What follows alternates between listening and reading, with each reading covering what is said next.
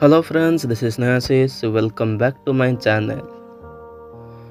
আজি মাতৃভাষা দিবস। মନରେ প্রশ্ন আসে যে প্রকৃতরে মো ভাষাକୁ ଭଲ ପାଉଛି ତ କାହିଁକି ନା ଆମେ ଯଦି ଏପଟରେ ବାଲେଶ୍ୱର ଡେଇଁ ଯିବା, କଲିକତା ଆରମ୍ଭ ପଶ୍ଚିମବଙ୍ଗ ଆରମ୍ଭ ସେଇଠୁ ଖଣ୍ଡି ବଙ୍ଗାଳୀ ଆମେ କଥା କୁହନ୍ତି। ଏପଟରେ ଆମେ ଯଦି କେଉଁଝର ଡେଇଁ ଯିବା ବା ସେପଟରେ ନବରଙ୍ଗପୁର ମାଲକାନଗିରି ନେଇଯିବା, ସେପଟକୁ ପଳେଇଲେ ଖଣ୍ଡି ହିନ୍ଦୀ କହିବା ଆରମ୍ଭ କରନ୍ତି। ଏଇଥିପାଇଁ ଯେ ଆମେ ଦେଖିବାକୁ ଚାହାନ୍ତି ଆମକୁ ବି ହିନ୍ଦୀ ବଙ୍ଗାଳୀ କହିବାକୁ ଆସେ। ଯଦିଓ ଆମେ ସମ୍ପୂର୍ଣ୍ଣ ଭାବରେ କହି ନପାରନ୍ତି, ତଥାପି ଆମେ ସେଇ ଖଣ୍ଡି ଇଂରାଜୀ ଖଣ୍ଡି ବଙ୍ଗାଳୀ କଥା କହି ନିଜକୁ ଆମେ ଗର୍ବିତ ମନେ କରୁ ବା ନିଜକୁ ଆମେ ଭାବୁ ଏଇଆ ଯେ ଆମକୁ ବି ବିଭିନ୍ନ ପ୍ରକାର ଭାଷା କହି ଆସେ।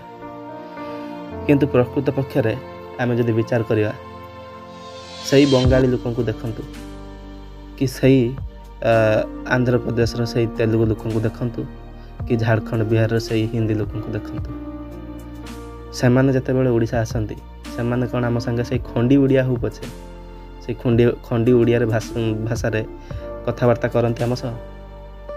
ସେଇ ଖଣ୍ଡି ଓଡ଼ିଆରେ ଆମକୁ କେହି ପଚାରନ୍ତି କିଛି? ସେଠି ବି ଆମେ କ'ଣ କରନ୍ତି ନା, ଯେହେତୁ ଆମ ଓଡ଼ିଆ ପରମ୍ପରାରେ ଅଛି ଅତିଥି ଦେବ ଭବ, ସେଠି ବି ଆମେ କ'ଣ କରନ୍ତି ନା ଆମେ ତାଙ୍କ ସହ ତାଙ୍କ ଭାଷାରେ କଥା ହୁଅନ୍ତି। ତାହେଲେ ଆମେ ତାଙ୍କ ଜାଗାକୁ ଗଲେ ତାଙ୍କ ଭାଷାରେ କଥା କହିଲେ, ସେମାନେ ଆମ ଜାଗାକୁ ଗଲେ ଆମେ ତାଙ୍କ ଭାଷାରେ କଥା କହିଲେ, ଆମ ଭାଷାର ଲାଭ କ'ଣ ହେଲା? ଆମ ଭାଷା କେତେ ଆଗକୁ ଗଲା? ଆମ ଭାଷାକୁ ଆମେ କେତେ ଗୁରୁତ୍ୱ ଦେଲେ? ସେମାନେ କିନ୍ତୁ ତାଙ୍କ ମାତୃଭାଷା କହିବା ବନ୍ଦ କରୁନାହାନ୍ତି। ସେଇ ବଙ୍ଗାଳୀ ଲୋକ ଯେତେବେଳେ ଓଡ଼ିଶା ଆସିଥିବେ ସେମାନେ ବଙ୍ଗଳାରେ କଥା କହିବେ। ଆମେ ଯଦି ବି ବଙ୍ଗଳାକୁ ଯାଇଥିବା ଆମେ ବି ସେଇ ବଙ୍ଗଳାରେ କଥା କହିବା। ସେମାନେ ତାଙ୍କ ମାତୃଭାଷାକୁ ଯଥେଷ୍ଟ ସମ୍ମାନ ଦେଇ ଜାଣନ୍ତି।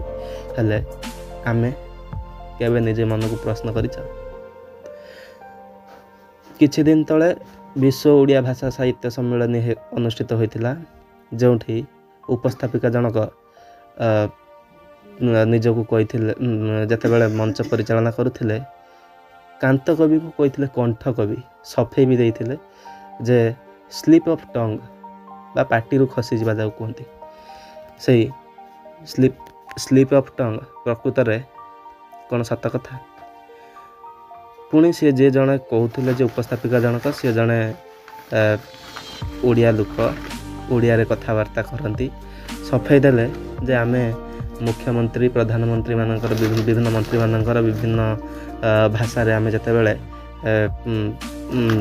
ଦଉ, ଆମେ ଭାଷଣ ଦଉ ବା ମଞ୍ଚ ପରିଚାଳନା କରୁ, ବିଭିନ୍ନ ପ୍ରକାର ଭାଷାରେ ଆମକୁ ଉପସ୍ଥାପନ କରିବାକୁ ଥାଏ। ତେଣୁ ସ୍ଲିପ୍ ଅଫ୍ ଟଙ୍ଗ ହେଇଯାଇଛି ବା ପାଟିରୁ ଖସିଯାଇଛି।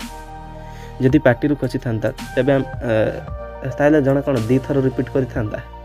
ମନକୁ ପଚାରିଲେ ଥରେ ନୁହଁ, ଦୁଇଥର କଣ୍ଠ କବି କଣ୍ଠ କବି।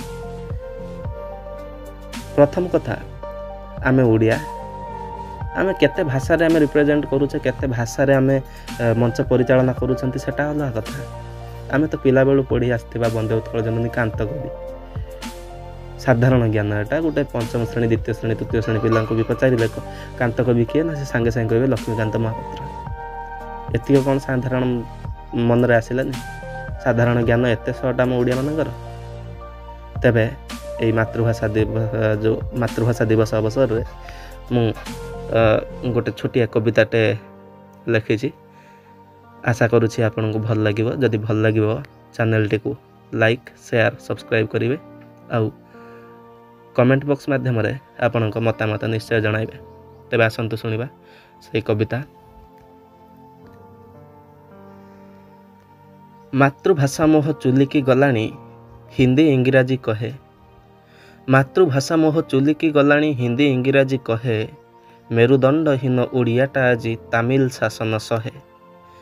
କାନ୍ତ କବି ଏଠି କଣ୍ଠ କବି ହୁଏ, କାନ୍ତ କବି ଏଠି କଣ୍ଠ କବି ହୁଏ। ମହତାବ ହୁଏ ମହାନ୍ତି, ତାମିଲ ସଭାରେ ଭାତ ଡାଲି ଖାଇ ଓଡ଼ିଆ ଶାନ୍ତିରେ ଶୁଅନ୍ତି। ତାମିଲ ସଚିବ ଗସ୍ତ ପାଇଁ ପୁଣି କୋଟି କୋଟି ଟଙ୍କା ଉଡ଼ାନ୍ତି। ତାମିଲ ସଚିବ ଗସ୍ତ ପାଇଁ ପୁଣି କୋଟି କୋଟି ଟଙ୍କା ଉଡ଼ାନ୍ତି। ଓଡ଼ିଶାର ନେତା ତା ପାଇଁ ପୁଣି ଟ୍ରାଫିକ୍ ପୋଲିସ ସାଜନ୍ତି। ଆହେ ରାଧାନାଥ ଫକୀର ମୋହନ କେଣେ ଗଲ ତୁମେ ଆସ, ଆହେ ରାଧାନାଥ ଫକୀର ମୋହନ କେଣେ ଗଲ ତୁମେ ଆସ, ତାମିଲ ଶାସକ ପାଞ୍ଚୁଛି ଉପାୟ ଓଡ଼ିଆ କରିବ ନାଶ, ତାମିଲ ଶାସକ ପାଞ୍ଚୁଛି ଉପାୟ ଓଡ଼ିଆ କରିବ ନାଶ। କଲମ ଚଳାଇ ଲେଖ କବିବନ୍ଧୁ ଓଡ଼ିଆ ଗୌରବ ଗାଥା, କଲମ ଚଳାଇ ଲେଖ କବିବନ୍ଧୁ ଓଡ଼ିଆ ଗୌରବ ଗାଥା, ଉଠୁ କଙ୍କାଳ ଛିଡ଼ୁ ଶୃଙ୍ଖଳ ଛିଡ଼ା ହେଉ ଟେକି ମଥା, ଉଠୁ କଙ୍କାଳ ଛିଡ଼ୁ ଶୃଙ୍ଖଳ ଛିଡ଼ା ହେଉ ଟେକି ମଥା। କବିତାଟି କେମିତି ଲାଗିଲା କମେଣ୍ଟ ବକ୍ସରେ ନିଶ୍ଚୟ ଜଣାଇବେ। ଧନ୍ୟବାଦ।